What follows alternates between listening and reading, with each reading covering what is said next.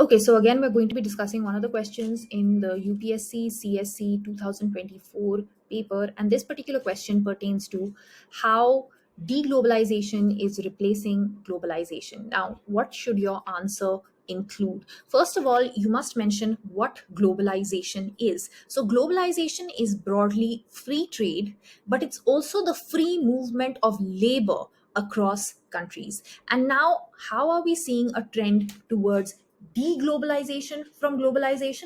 For that, we must mention the following points. First, you have protectionism. What is protectionism? Basically, higher trade barriers to entry in markets. And we have to talk about tariffs, the imposition of high tariffs and trade barriers. The third is WTO regime, the WTO regime, which is now being weakened.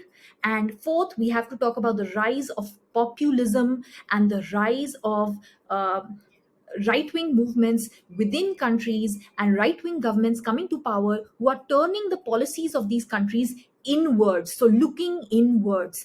And finally, we are also going to talk about, very important, how the transnational free movement of people has been compromised, that borders are now being closed down. Now, typically when you talk about globalization, people always talk about free trade and then they talk about tariffs, but your answer is going to stand out and have a lot of value when you mention it is also about the free trans-border movement of people, because that was a critical element of globalization. Think about all the software professionals that India sent abroad.